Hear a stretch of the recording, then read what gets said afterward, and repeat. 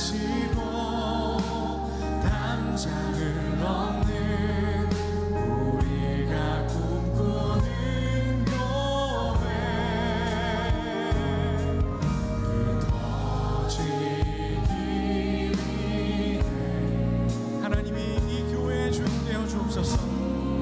하나님의 선교가 주인 되어 주옵소서. 삶으로 예배하며 세상 향할 때 그 나라 세워지리. 다시 그 교회로, 다시 그 교회로, 다시 사명으로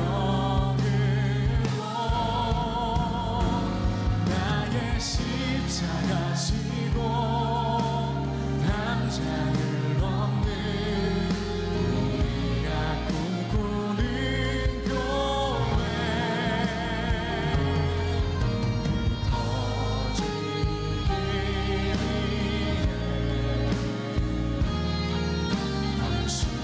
헌신하기 위해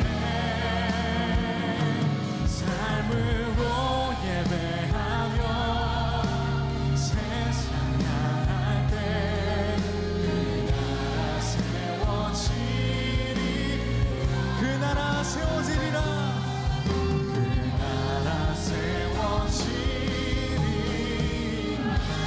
모든 선교의 주인 되신 우리 주님께 감사의 박수로 나아가기 원합니다. 주께서 우리를 선교적 교회로 부르셨습니다. 이 시간 우리 함께 찬양하며 우리가 증인된 삶, 증거하는 삶 살기 원합니다. 세상 위하여 나 복음 전하리. 만 백성 모두 나와서 주 말씀 들으라. 죄에 빠져서 헤매는 자들아, 주님의 음성 듣고서 전하고 기도해. 전하고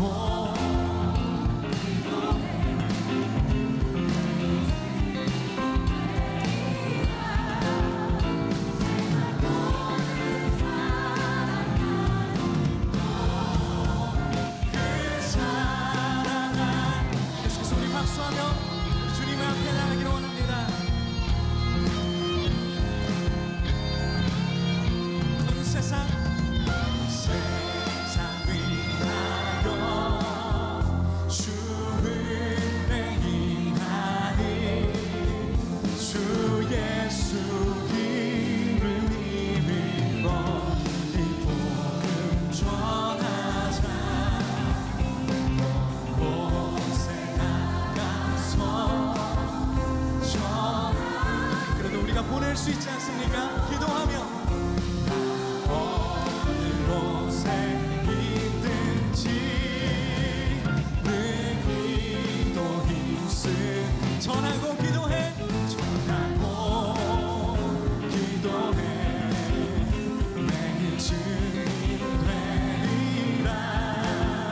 세상 모든 사람 다 듣고 그 사.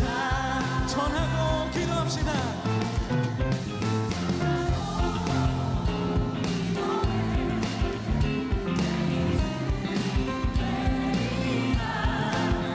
세상 모든 사람 다 듣고.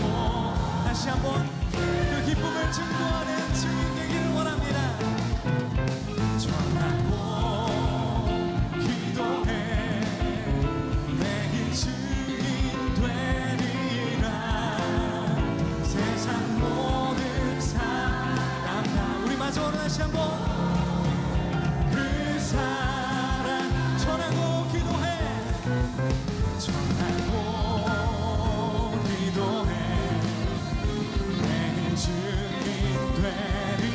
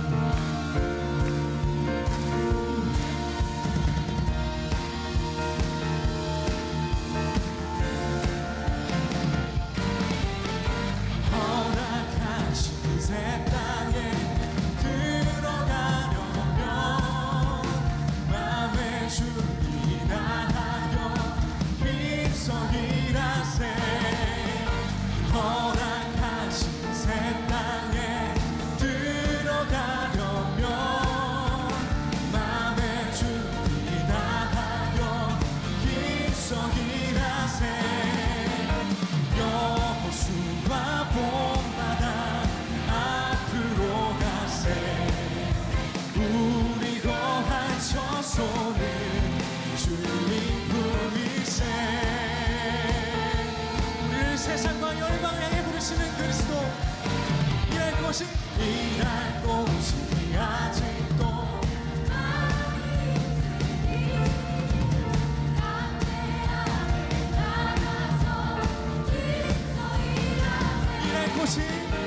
일할 곳이 아직도 많이 있으니 담대하게 나가서 힘써 일하세.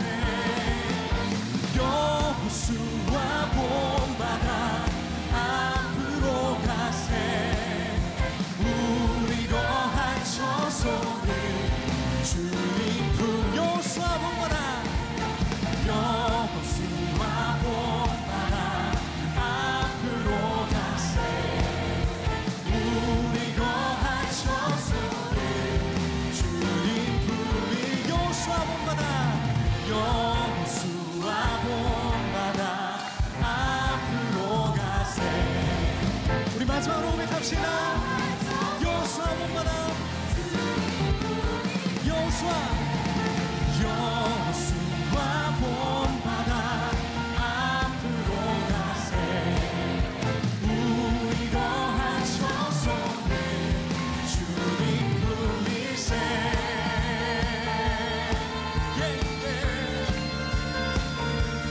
한 영혼까지 놓치지 않으시는 그 아버지의 사랑에 동참하기 원합니다. 주님께 감사와 영광을 박수로 나갑시다.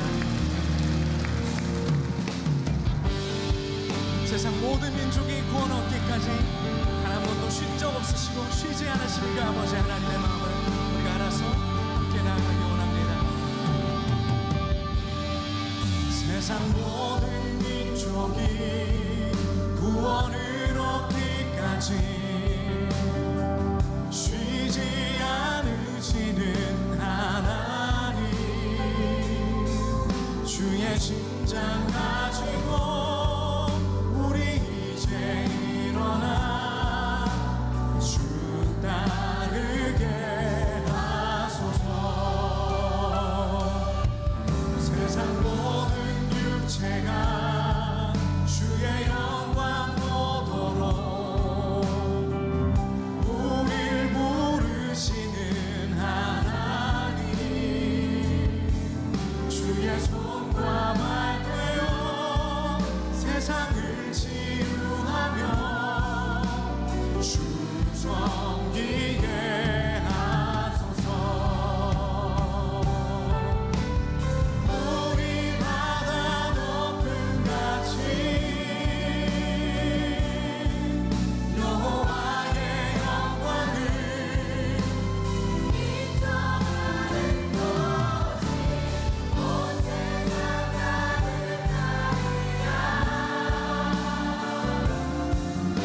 우리 바다 높음 같이 우리 바다 높음 같이 우리 바다 세상 모든 민족이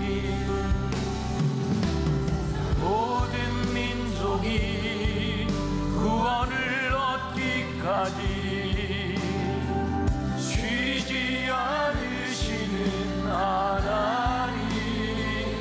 주의 심장 가지고 우리 이제 일어나 주 따르게 하소서. 세상 모든 육체가 주의 영광 보도록 우리를 부르시는 하나님. 주의 손과 말 되어 세상을 치유하며 주 섬기게 하소서. 우리 바다 높음 같이 우리 바다 높음 같이 여호와의 영광을 인정하는 것이 온 세상 가득하리라. 바다 덮음 같이 물이 바다 덮음 같이 물이 바다 덮음 물이 바다 덮음 같이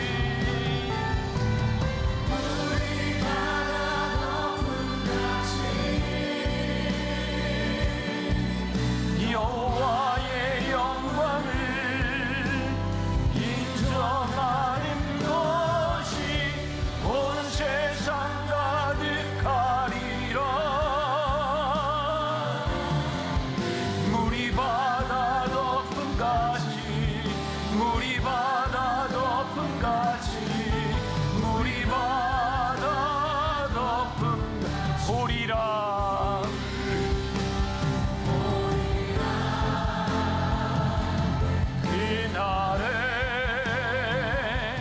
주의 영광 가득한 세상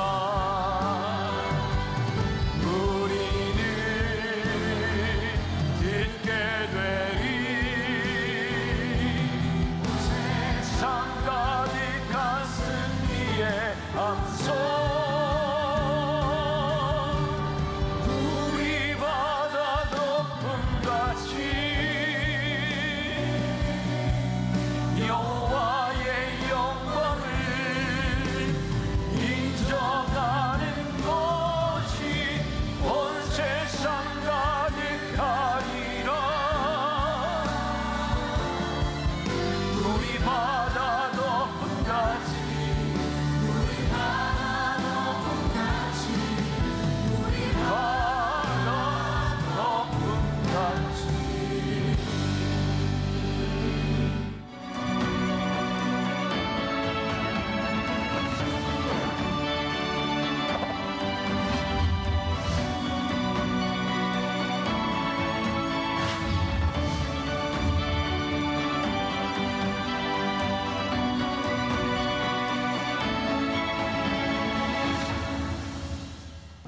오늘 선교에 대한 말씀을 나누게 될 텐데 제가 지난주에도 그전에도 이렇게 말씀을 드렸어요. 또 십계명에 대한 말씀을 나누면서 여러분들에게 이야기한 것 아니 제가 깨닫게 된 거죠. 하나님이 왜 십계명을 주셨을까? 하나님이 왜 우리들에게 나누라고 하실까? 왜 선교하라고 하실까? 그것은 일에 대한 부분이 아니라 하나님의 마음에 대한 부분이구나. 그래서 오늘 선교도 하나님의 마음으로 하는 것이 선교다, 이런 제목으로 말씀을 나누려고 합니다. 몇 년 전 제가 고린도전서 강에 이렇게 설교를 하면서 했던 이야기인데 기억나시는 분이 있는지 모르겠어요. 어떤 사람이 이발을 하려고 이발소에 갔습니다.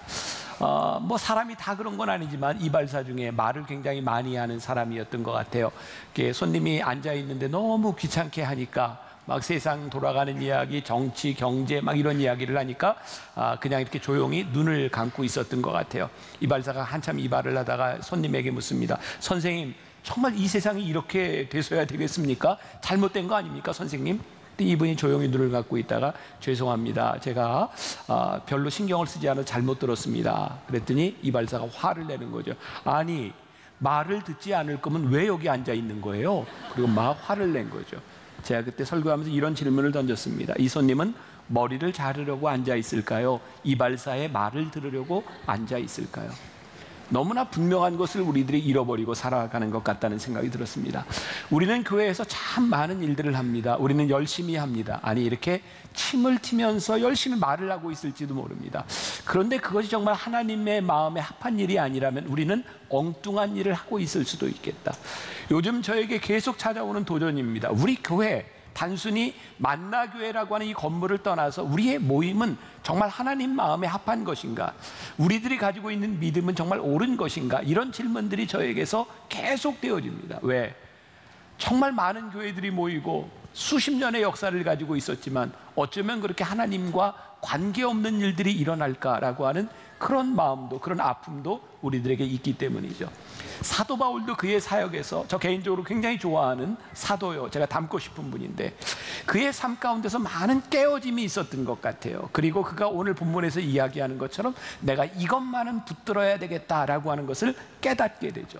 여러분, 사도 바울이 바울 되기 전 그는 그의 인생에 강점을 가지고 있었던 사람입니다. 사도 바울이 그런 자랑을 했었죠. 내가 예수님을 알기 전에 내가 가지고 있었던 자랑, 나는 유대인 중에 유대인이요, 바리새인 중에 바리새인이요.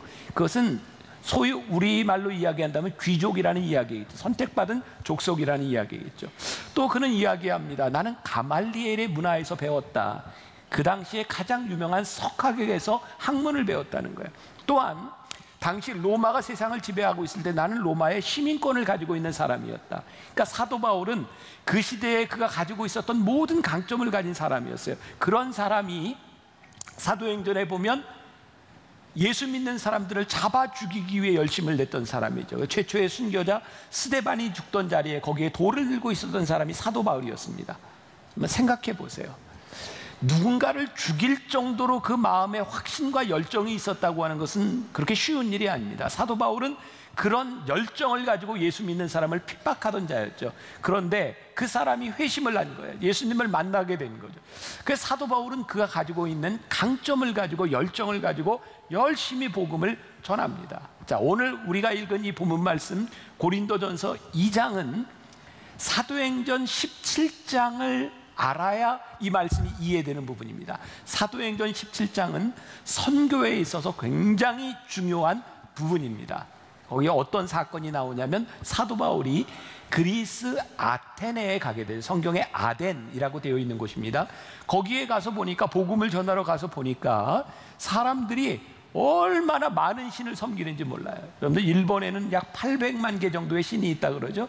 인도에는 2억 개 정도의 신이 있다 그러죠. 제가 가끔 이야기하죠. 이렇게 안 놀라는 걸 보면 제가 놀랍다고.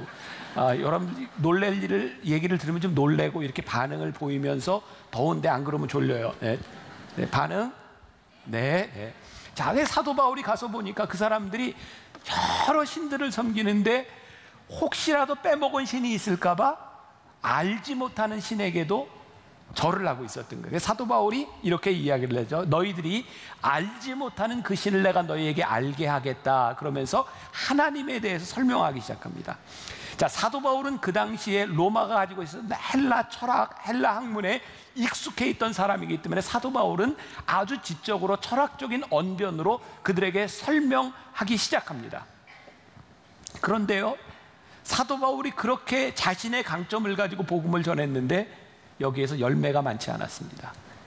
사도 바울은 소위 이 복음을 전하고 완전히 디프레스가 되죠. 그리고 사도 바울은 아덴을 떠나서 어디로 가냐면 고린도로 가게 됩니까? 사도 바울이 굉장히 디프레스된 상태에서 고린도로 가게 된 거예요. 자, 이제 편지를 이해하게 됩니다. 2절에 보니까 이렇게 되어 있어요. 내가 너희 가운데 3절이군요. 내가 너희 가운데 거할 때에 약하고 두려워하고 심히 떨었노라. 지금 분위기가 이해가 돼서요. 여기서 실패를 하고 고린도에 갔을 때 내가 약하고 두려워하고 심히 떨었노라 라고 되어 있어요. 또 이 성경에 보면 사도 바울이 고린도에서 복음을 전할 때 그는 직업을 가지고 있었습니다. 사도 바울의 직업이 뭐였죠? 텐트 메이커. 텐트를 천막을 깁는 사람이었고, 사도 바울이 아마 두 가지 중에 하나였을 것 같아요. 내가 저 교인들에게 부담을 주지 않게 해서 내가 돈을 벌면서 목회를 해야 되겠다, 그런 마음이었을까? 아니면 누군가 이런 이야기를 하죠. 아직 실패한 사도 바울에게 확신이 없기 때문에 전임으로 뛰어들지 못하고 그가 돈을 벌어야 했던 것은 아닐까? 이런 고민은 요즘도 계속되고 있는 거죠. 저 같은 사람은 전임 사역자입니다. 10시 예배 때는 시간이 부족해서 다 이게 얘기를 하지 못하는데 12시 예배는 참 좋네요. 아직 30분밖에 안 돼서 충분히 이야기를 다 할 수 있을 것 같아요. 길다고 느껴지는 사람은 알아서 가세요. 네, 제가 할 얘기를 다 할게요. 제가 이렇게 군목 시절에 그런 일들이 있었어요. 대개 그 군인들이 그렇죠. 우리나라에서 연금을 받는 게 19년 6개월을 하면 20년으로 인정이 돼서 연금을 받고 그 이전에 나오면 연금을 받지 못합니다. 그래서 소령, 중령 요 무렵에 이게 연금을 받느냐 마느냐 하는 게 굉장히 중요한 거죠. 근데 우리 목사님들 사이에서 그런 얘기가 있었어요. 군목에서 일반 목회로 갈 때 연금을 받는 목회자 중에 성공하는 사람이 별로 없다. 여기서 성공이라고 하는 말을 잘 이해하세요. 그래서 정말 목회를 잘하려면, 진짜 목회에 목숨을 걸려면 요거 연금 받기 전에 나가야 치열하게 목회한다. 여러분들 어느 정도 동의하세요? 어떻게 보면 우리들이 하나님의 일을 한다고 하면서 우리들이 가지고 있는 것들, 그것들이 우리들에게 방해가 될 때가 많지 않은가. 사도 바울에게 있어서 두 가지 그가 가지고 있었던 강점. 자, 이거 10시 예배 때 잘 이해를 못 하시더라고요. 잘 들으셔야 돼요. 사도 바울이요, 그의 강점을 가지고 하나님의 일을 할 때 그는 철저하게 패배감을 맛봅니다. 그런데요, 하나님께서 사도 바울을 사용하실 때 하나님은 사도 바울이 가지고 있는 강점을 다 쓰십니다. 10시 예배는 이해가 되시는 것 같아요. 자, 우리는요, 하나님의 일을 한다고 하면서 내 속에 있는 열정, 내가 가지고 있는 강점을 가지고 하나님의 일을 열심히 합니다. 그런데 하나님은 우리의 강점과 우리의 열심 가운데서 어쩌면 철저하게 패배감을 느끼게 하시는지 몰라요. 하나님은 우리의 강점으로 일하시는 분은 아닙니다. 그러나 우리가 하나님의 마음에 합한 사람이 되어 하나님 앞에 쓰임받기 시작할 때 우리들 속에 가지고 있었던 모든 것들을 하나님은 쓰시기 시작합니다. 결국은 우리들이 어떻게 사용하느냐에 대한 문제죠. 사도 바울은 그가 강점을 가지고 일을 했을 때 실패를 경험합니다. 떨림을 경험합니다. 그리고 그가 이런 고백을 하게 되죠. 오늘 말씀은 그런 거예요. 4절과 5절 같이 봉독할까요? 내 말과 내 전도함이 설득력 있는 지혜의 말로 하지 아니하고 다만 성령의 나타나심과 능력으로 하여 너희 믿음이 사람의 지혜에 있지 아니하고 다만 하나님의 능력에 있게 하려 하였노라. 사도 바울이 깨닫게 된 건 나의 열정, 나의 강점이 아니라 하나님의 방법, 하나님의 마음으로 그의 신앙의 여정이 바뀌어지게 된 것이죠. 그래서 오늘 우리들이 선교라고 하는 것은 우리들이 할 수 있는 일, 단순히 우리가 가지고 있는 능력에 대한 부분이 아니라 하나님의 마음을 알아가며 우리들이 어떻게 쓰임 받을까에 대한 문제이구나. 자, 또 이렇게 생각해 보세요. 하나님의 일을 한다고 하는 것은 우리들에게서 모든 것이 다 이해되는 게 아닌 것 같아요. 하나님이 우리들에게 무언가를 시키실 때 내가 다 이해가 되나요? 아니, 그렇지 않은 것 같아요. 그런데 놀라운 것은요, 우리들이 하나님의 일을 하는 것은 우리들이 이해하기 때문이 아니라 하나님이 우리를 부르셨기 때문에 하는 거예요. 그러니까 우리는 이런 계산이 있죠. 합리적 계산이 있죠. 내가 가지고 있는 능력과 내가 할 수 있는 일과 내가 가지고 있는 열정들, 근데 하나님이 그것 가지고 내 삶에서 이해될 수 있는 모든 것을 가지고 일하시는 분이 아니라 우리들이 하나님 앞에 부르심을 받았는데 내가 이해할 수 없는 거예요. 하나님 왜 나를 여기에 부르셨어요? 하나님 나의 능력이 과연 가능한 거예요? 근데 놀라운 일은 부르심에 순종하는 순간부터 우리들의 삶이 이해되기 시작하는 거예요. 그러니까 우리들이 이해해서 하려고 하면 할 수 없는 일이 부르심에 순종하며 살아갈 때 우리들에게 이해가 되는 거죠. 저 개인적으로는 그런 경험이 있어요. 제가 은혜를 받기 전에는 제 삶을 이해할 수가 없었어요. 내가 왜 여기에 있는지도 이해가 되지 않았어요. 근데 하나님께 은혜를 경험하고 났더니 내 삶에 지나왔던 일들이 이해가 되기 시작했어요. 하나님이 이렇게 나를 인도하셨구나. 과거가 이해되고 내가 부르심에 하나님 앞에 응답하려고 하니 앞으로 살아갈 내 인생에 대한 기대감들이 생기기 시작했어요. 이 사도 바울이 우리를 통해 오늘 이 선교라고 하는 이 주제를 통해 우리들에게 주시는 정말 중요한 말씀이 있는데, 우리의 이해의 폭에서 일어나는 일이 아니라 우리들이 부르심에 순종하기 시작할 때 하나님은 우리의 삶을 이해하도록 도우시는 분이죠. 벌써 한 4년쯤 지났어요. 제가 영국의 선교사님들을 위한 그런 이제 세미나, 그리고 런던에 있는 한인들을 위한 집회에 있어서 4년 전에 간 적이 있어요.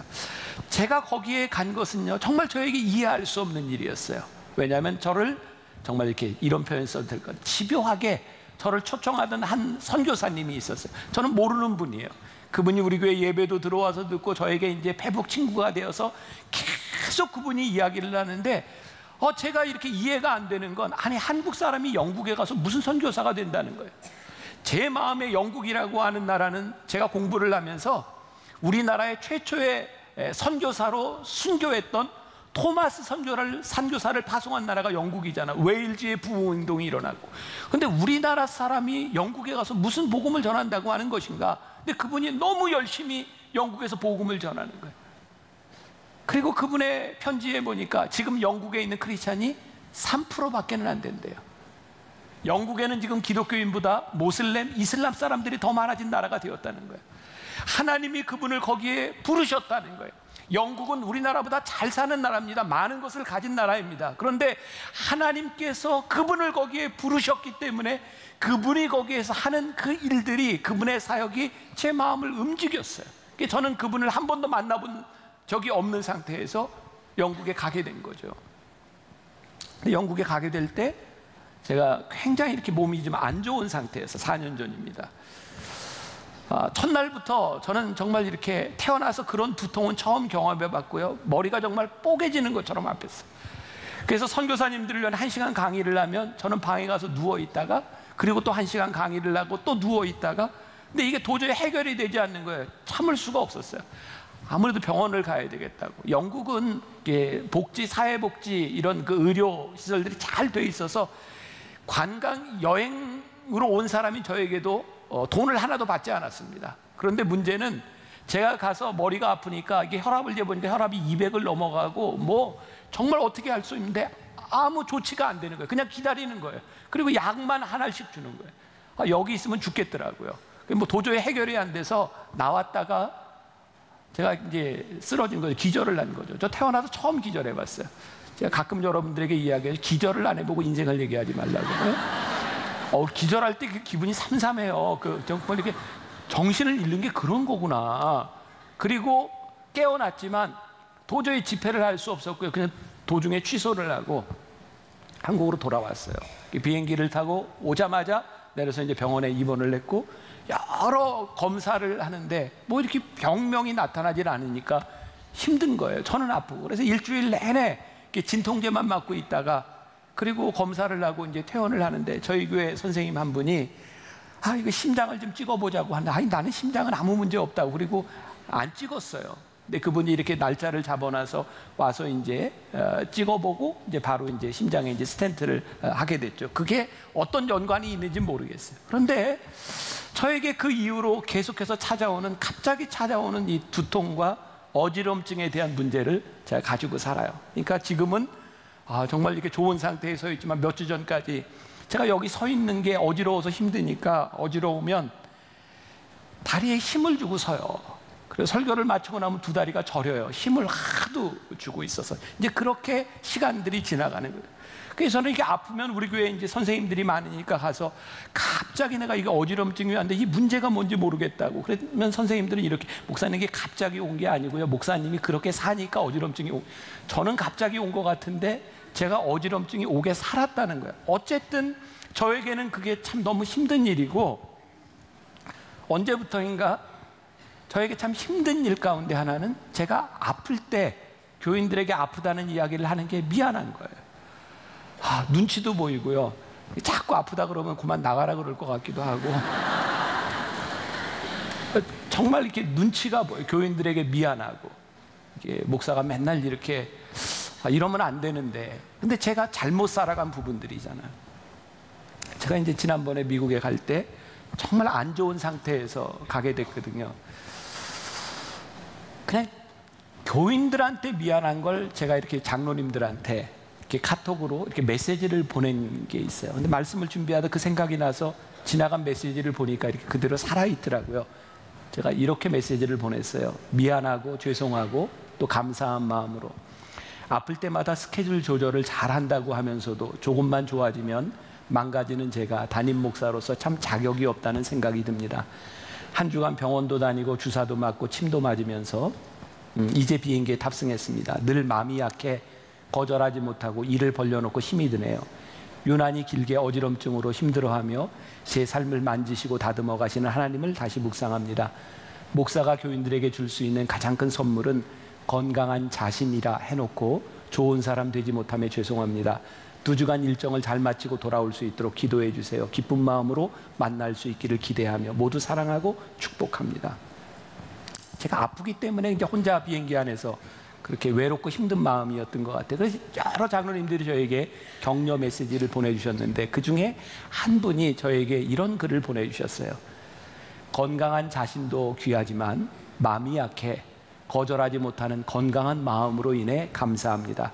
아무 걱정 없이 다녀오시기를 기도하며 기다리겠습니다. 이 말이 저에게 굉장히 큰 위로가 되었어요. 제가 어디 갈 때, 외부에 나갈 때면 저희 가족들이, 저희 목사님들이 저에게 이런 얘기합니다. 목사님, 이렇게 함부로 이렇게 대답하거나 약속하지 마세요. 그 일들을 이제 팔로우하는 게 힘든 거죠. 근데 하나님은 왜 나에게 그런 마음을 주셔서 이렇게 가보면 약속을 제가 참 많이 하고 옵니다. 그리고 제 성격이 약속을 하면 지켜야 된다고 생각을 하거든요. 하나님은 왜 내 마음에 이렇게 쉽게 불쌍히 여기는 마음과 아파하는 마음을 주셔서 그것 때문에 나를 이렇게 힘들게 하시는가? 그런데 이 말씀이 저로 하여금 위로가 되었던 게, 내가 거절하지 못해서 내가 지키지 못하는 건강, 그것이 미안하고 아프기는 하지만 하나님이 나에게 거절하지 못하는 마음을 주셔서 내가 아프고 힘들어하는 이 과정들도 어쩌면 내가 이해하지 못하는 하나님의 과정 가운데 있는 것은 아닐까. 그러니까 저에게 위로가 되었던 것은 그래도 나에게 하나님의 마음을 주신 것에 대해서 감사하다라는 생각이었어요. 저는 우리들의 인생에 어떤 신앙적인 답을 내리거나 우리들이 명확하게 알 수 있는 것은 아니라고 생각해요. 그러나 순간순간마다 하나님께서 우리들에게 깨닫게 하시고 이해하게 하시고 우리로 하여금 신앙의 여정을 가게 하시는 것은 있지 않을까. 여러분, 요나가요, 선지자 요나가 하나님의 부르심을 받잖아요. 그는 선지자였고 하나님께서 요나에게, 요나야, 너 니느웨에 가서 복음을 전하라, 이렇게 말씀하셨어요. 어떤 분이 그런 얘기하더라고요. 요나서는 딱 1장으로 끝날 수 있는 거였다는 거예요. 왜? 그가 순종하고 갔으면 되니까. 근데 요나서가 계속 이어지는 거예요. 요나가요, 하나님의 명령을 듣고 하나님이 니느웨로 가라고 하는 말씀을 듣고 그게 가기 싫었어요. 여러분, 하기 싫으면 수많은 이유가 생기는 거 아시죠? 요나에게 이유가 생기는 거죠. 어떤 이유예요? 하나님, 그들은요 하나님을 예배하지 않을 뿐만 아니라 하나님을 적으로 생각하는 무리들입니다. 하나님, 니느웨에 얼마나 많은 죄악이 있는지 아세요? 그들은 죽어 마땅한 자들입니다. 내가 가지 않을 이유가 충분합니다. 근데 하나님께서 요나를 거기에 보내시는 과정 가운데서 무엇을 깨닫게 하시냐면, 네가 그들은 죽어도 생각하는 니느웨 사람들을 향한 내 마음을 아냐. 그들이 그렇게 죽어도 된다고 생각하는, 그들이 멸망받을 백성이 되어 있는 그 아픈 내 마음을 아냐. 하나님께서 그 하나님의 마음을 깨닫게 하시는 과정들을 지나가게 하시죠. 오늘 우리들에게 주시는 도전이 무엇입니까? 오늘 이야기하는 선교라고 하는 것은 단순히 해외에 나가서 다른 데 가서 복음을 전하는 그런 차원의 말이 아니라, 이 모든 우리들에게 준 이 세상 가운데서 하나님이 주시는 사명에 대한 부분인데, 그 가운데 있는 하나님의 마음을 우리들이 알고 살아가느냐 살아가지 않느냐에 대한, 사도 바울은 하나님의 마음을 알고 그렇게 살아가면서 그는 많은 매를 맞습니다. 배척을 당하기도 합니다. 그가 가지고 있었던 기득권과 학벌들, 그것들을 모두 배설물로 여겼다고, 그의 목숨까지도 내놓았다고 이야기를 합니다. 그런데 하나님께서는요, 그가 내놓았던 모든 것, 배설물로 여겼던 모든 것들을 하나님이 쓰시기 시작합니다. 결국 그의 소원대로 사도 바울은 로마에서 목이 잘려 죽죠. 트레스폰테스라고 하는, 그 가보면 그의 목이 3번 굴렀다고 하는 분수가 있어요. 그는 그렇게 살아가다가 하나님 앞에 쓰임받는 사람이 되죠. 그리고 사도 바울이 고린도에서, 그 그리스 아테네에서 겪었던 그의 실패, 그의 떨림을 통해서 그는 어떤 고백을 하고 있는가.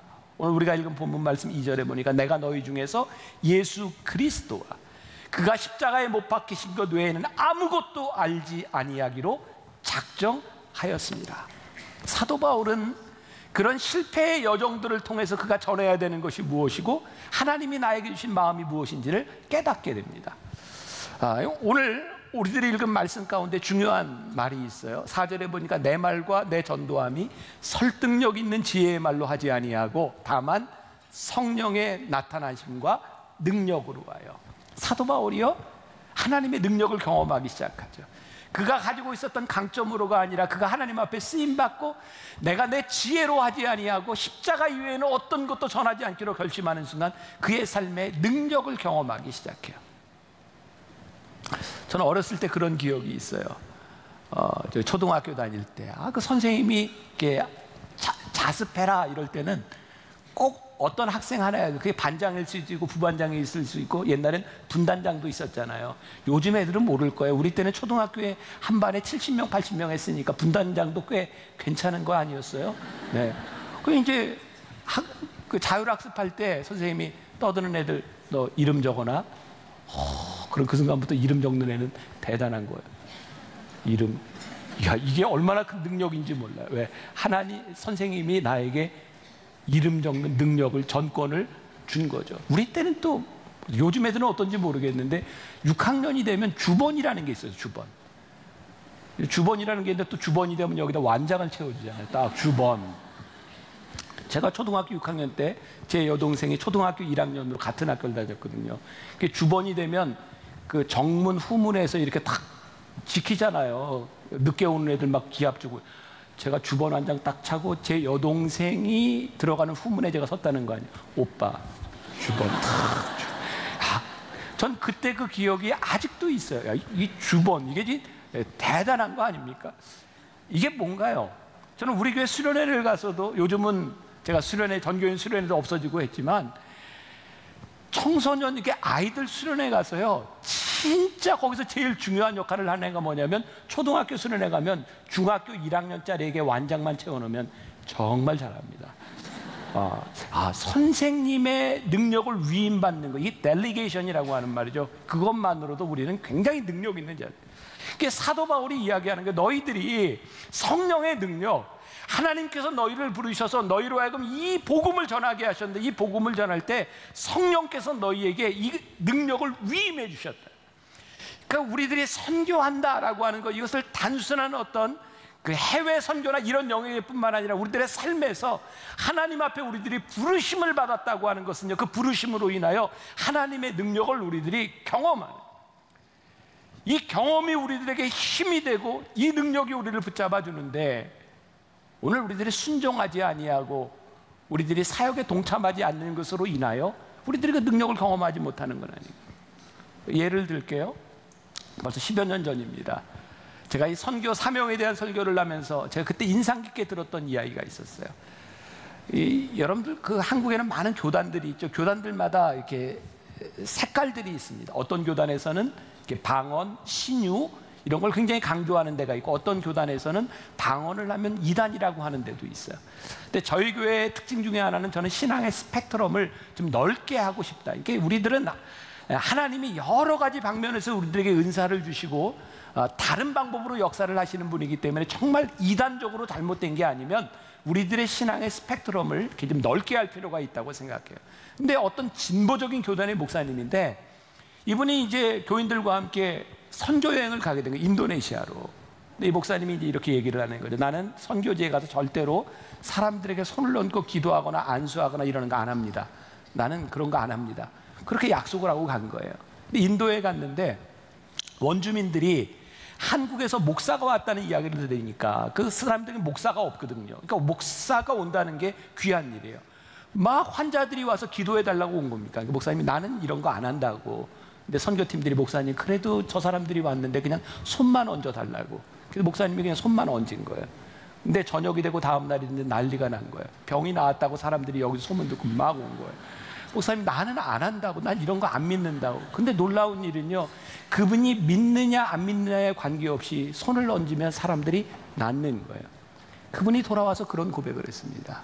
하나님의 능력은 나의 믿음과 관계 있는 것이 아니라, 나의 능력에 관계 있는 것이 아니라 하나님의 능력에 관계 있는 것이라고.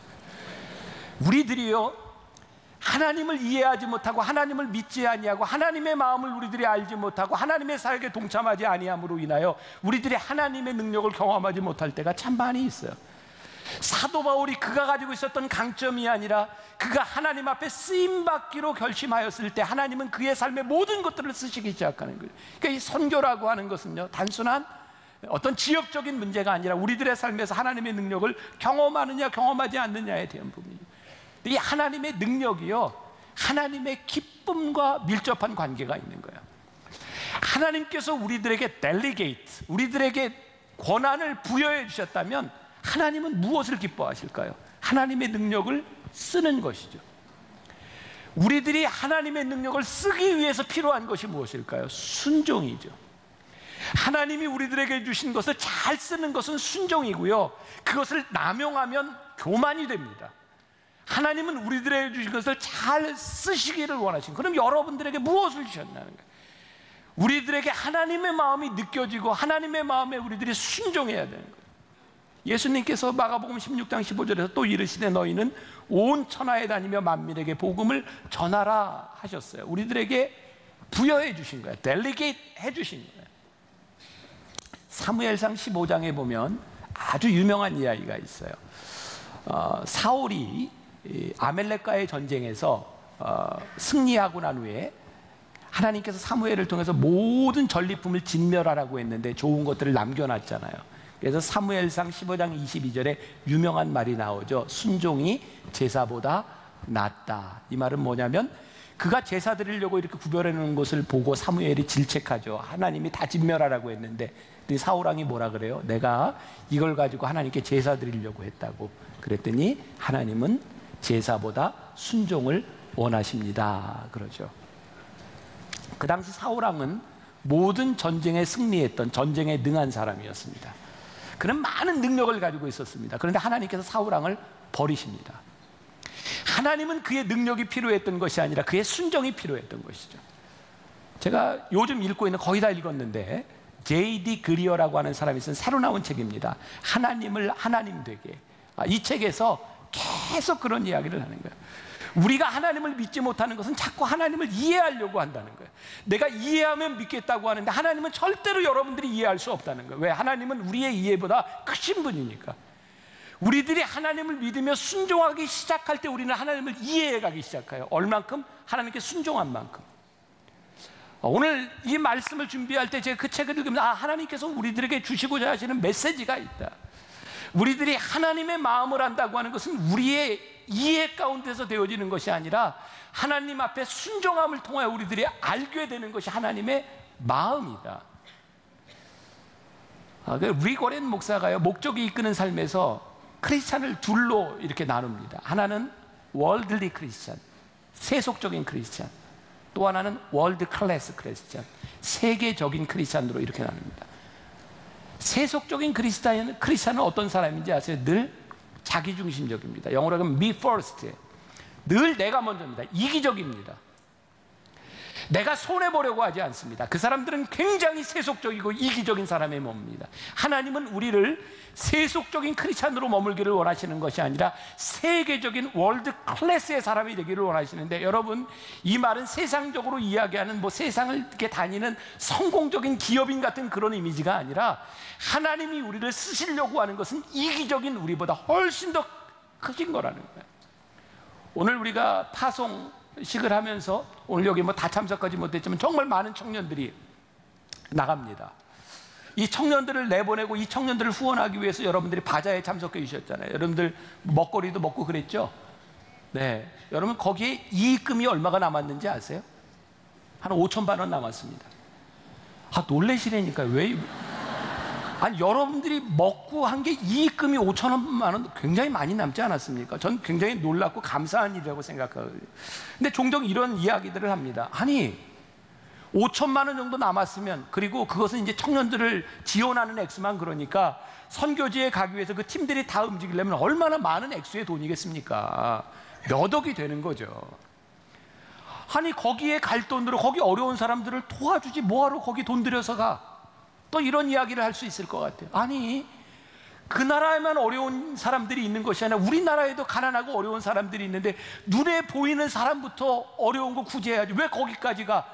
그리고 얼마든지 비판하고 이야기할 수 있어요. 근데요, 제가 우리 청년들과 함께, 제가 청년들에게 자꾸 한국을 떠나서 세계를 볼 수 있는 눈을 열어주고 제가 자꾸 보내는 이유가 뭔지 아세요? 우리들이 생각하는 이 정도의 자원에 대한 문제가 아니라 청년들이 하나님의 마음을 가지고 세상을 보고 그들의 가치관이 바뀌면 그들이 세상을 바꾸는 사람이 될 수 있거든요. 하나님은요, 우리들이 생각하는 계산보다 훨씬 더 크신 분이고 우리들의 합리성보다 훨씬 더 크신 분이라는 거예요. 그러니까 우리의 합리성을 가지고, 우리의 생각을 가지고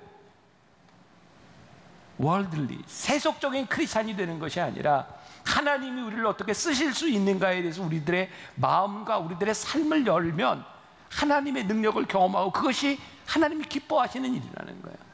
그러니까 제가 지난주에도 그런 이야기 했잖아요. 교회는 합리적인 곳이 아니라고요.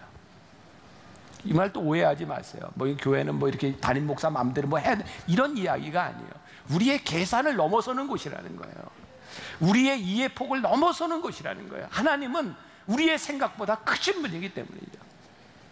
로잔 회의의 의장을 맡고 있는 마이클 오라고 하는 사람이 있어요. 한국 사람으로 그 젊은 나이에 그 의장직에 오른 사람이 처음입니다. 마이클 루가 몇 년 전에 우리 교회도 와서 말씀을 전한 적이 있는데 그 사람이 그런 책을 썼어요. I am nothing. 그는 아주 좋은 유펜이라고 하는 대학 나와서 그 대학원도 아이비리그 나와서 그는 정말 많은 스펙을 가진 사람이었어요. 근데 하나님 앞에 그가 헌신하죠. 헌신할 때 그가 뭐라고 했냐? I am nothing이었어요. 나는 아무것도 아닙니다. 근데 하나님이 그를 쓰시기 시작했어요. 그가 가지고 있는 전문성, 그가 가지고 있는 모든 것들을 하나님이 쓰시기 시작했어요. 그 I am nothing이라고 하는 책에 보면 이 클락이라고 하는 사람의 이야기가 나와요. 우리 어렸을 때 늘 중고등학교 때 누구나 보았던 책이 성문종합영어 아닌가요? 예, 거기에 성문종합영어에 딱 처음에 그런 거예요. Boys be ambitious. 소년이여 야망을 가져라. 근데 그 글이 이게 성문종합영어가 아마 일본 거를 이렇게 많이 가져온 거기 때문에 1800년대 후반에 클락이라고 하는 미국의 농무성에 있던 사람이 일본에 가서 농업 교육을 시킵니다. 8개월을 머무는 동안 그가 가르치던 학생들을 다 크리스찬으로 만들어요. 클락이 계속해서 했던 이야기가 Boys be ambitious. 그래서 일본에는 지금도 그 글귀가 많이 붙어 있답니다. 그런데 실제 클락이 했던 말은 그 말이 아니랍니다. Boys be ambitious for Christ. 그리스도를 위하여 너희의 야망을 가져라. 근데 그거는 딱 떼놓은 거죠. 여러분, 야망을 가지는 인간들이 얼마나 이기적이 될 수 있는지 아십니까? 그런데 하나님을 위하여 하나님의 마음을 가지고 야망을 가지기 시작할 때 우리는 이기적인 월들리 세속적인 크리스찬이 아니라 우리는 세계적인 월드 클래스의 사람이 될 수 있는 거예요. 하나님의 마음을 아는 것, 이게 선교고 하나님의 마음을 아는 소원이 여러분들에게 있기를 주님의 이름으로 간절히 축원합니다. 오늘 우리가 소원이라고 하는 찬양 한번 가사를 생각하면서 같이 불렀으면 좋겠어. 우리에게도 이런 마음이 있었으면 좋겠다. 누군가의 신앙 고백이 참 좋은 그런 가사입니다. 우리 함께 부르겠습니다.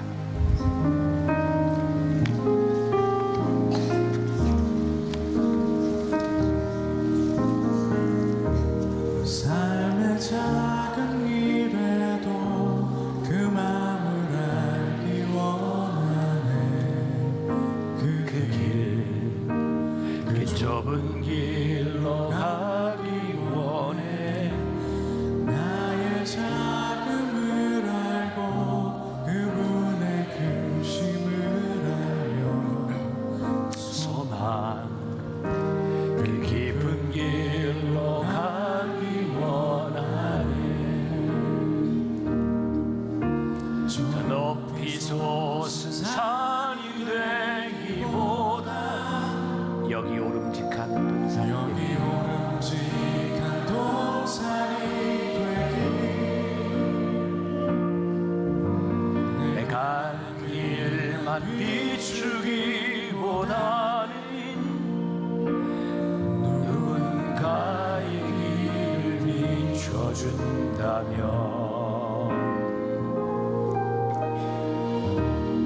내가 노래하듯이 또 내가 얘기하듯이 살길 난 그렇게 주기 원하네. 삶의 한 절이라도 그분을 닮기 원하네. 사랑 그 높은 길로 가기 원하네. 삶의 작은 일에도 삶의 작은 일에도 그 마음을 알기 원하네. 그 좁은 길로 가기 원해. 나의 작음을 알고 그분의 크심을 알며 소망 그 깊은 길로 가기 원하네. 저 높이 솟은 산이 되기보다 저 높이 솟은 산이 되기보다 여기 오름직한 동산이 되기. 여기 오름직한 동산이 되기. 내 가는 길만 비추기보다는 누군가의 길을 비춰준다면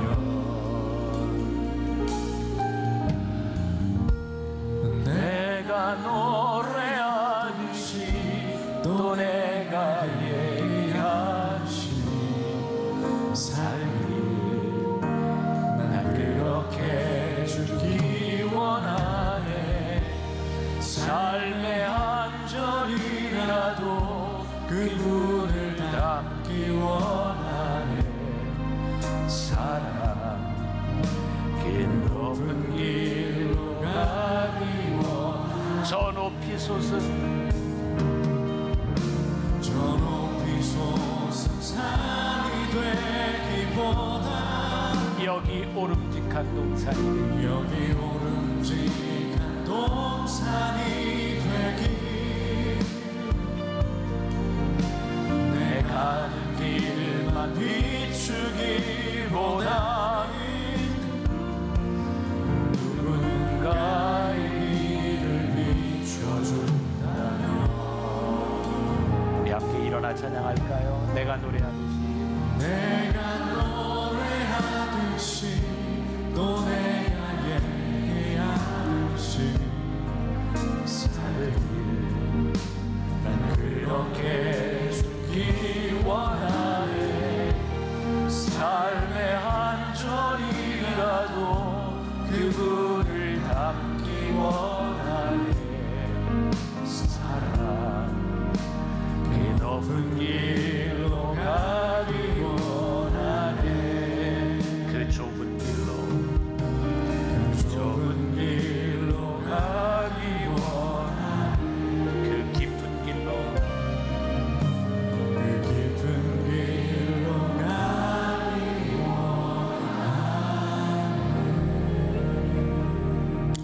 하나님 오늘 예배하는 우리 성도들의 마음 가운데 소원이 있습니다. 저기 높이 솟은 산이 되기보다 그저 오름직한 동산이 되기를 나의 길만 비추기보단 누군가의 길을 비춰주기를 내 삶의 한 절이라도 그분을 닮기 원하는 소원이 우리들에게 있습니다. 하나님 마음을 아는 것 그것이 우리들에게 능력이고 그것이 하나님의 기쁨이고 우리들이 쓰임받는 것이고 우리들이 알지 못하고 풀 수 없었던 우리의 인생에 푸는 이해가 됨을 우리들이 고백하며 하나님의 마음 알기를 소원합니다.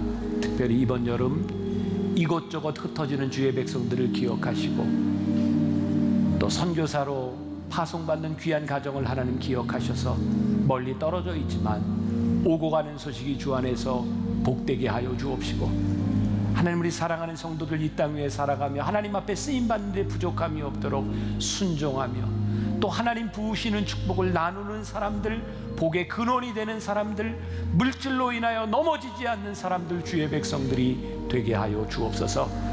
지금은 우리 주 예수 그리스도의 은혜와 하나님 아버지의 무한하신 사랑과 성령의 인도하심이 하나님의 마음 알기를 소원하며 이 세상으로 나가는 당신의 사랑하는 모든 백성들 위해 지금부터 영원까지 함께 하시기를 간절히 축원하옵나이다. 아멘.